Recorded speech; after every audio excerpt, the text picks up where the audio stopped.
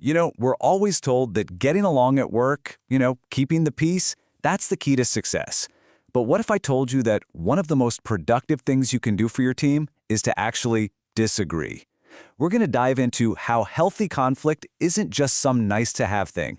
It's absolutely essential for making great decisions. Okay, picture this. We've all been there, right?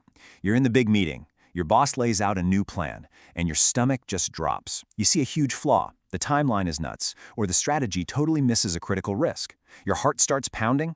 Do you speak up and risk looking like you're not a team player, or do you just stay quiet, bite your tongue, and hope it all works out? That one moment can literally make or break a project.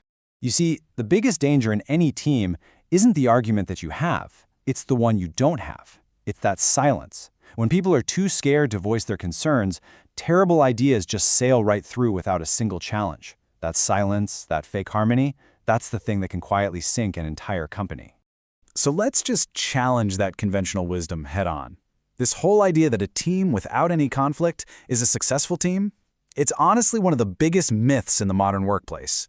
The truth is, when it's handled the right way, pushing back, questioning things, and really debating ideas, that's what can turn a good team into a truly brilliant one. Okay, so if a little healthy conflict isn't the enemy, then what is? We've got to pinpoint the real threat to great teamwork and sharp decision-making. Because once you can actually name the problem, well, that's when you can finally start to solve it. And here it is. The real villain of the story is something called groupthink. This is what happens when everyone in the room just nods along because nobody wants to rock the boat.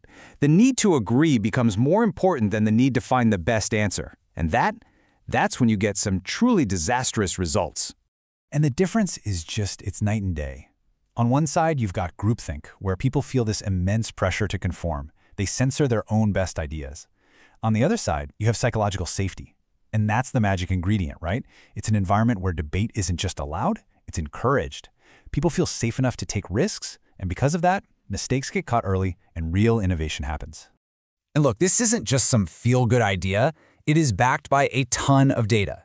Study after study has shown that psychological safety is the single biggest predictor of a successful team. The teams where people feel safe enough to speak their minds and disagree, they consistently outperform the ones where everyone just stays quiet. So the point here is crucial. Encouraging pushback isn't about feelings, it's about results. Period. All right, so we get it. We should speak up. But the big question is, how? How do you do it without getting labeled as difficult or, getting fired? So let's get practical. Here's a toolkit with a real strategy that anyone on a team can use. This 4-step process is just fantastic. First, don't make it personal. Focus on the shared goal. So instead of saying, I think your idea is bad, you could try, I'm a little worried this approach might not help us hit our Q3 target. Can we talk about that? Second, bring data. Numbers are your best friend. They're objective. Third, ask smart questions instead of just making declarations. And finally, and this is a big one, don't just point out what's wrong. Come to the table with a potential solution. Be part of the fix. Now that whole toolkit we just talked about, it's basically useless if the leaders don't build the right environment for it. It is incredibly hard for someone to speak up if their boss hasn't explicitly created a safe space for it. So really, the responsibility for creating this culture, it lands squarely on the shoulders of leadership. So what does that actually look like for a leader?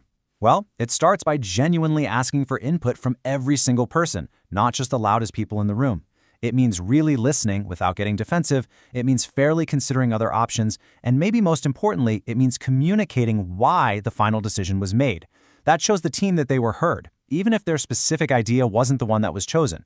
And this right here, this is the core mindset shift.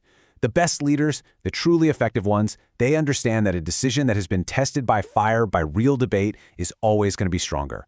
They don't want a team of yes men. They want a team that's willing to tell them the truth, especially when it's the hard truth.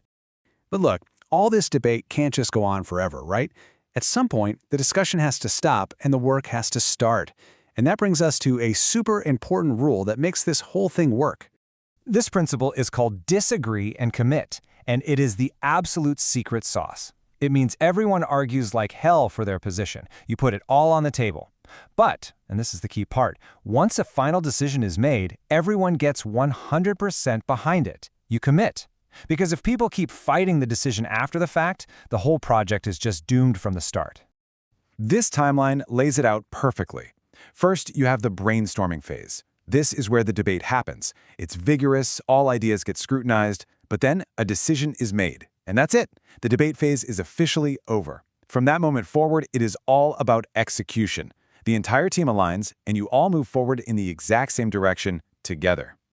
So I'll leave you with this. If you're a leader, you can kickstart this whole culture with one really simple action.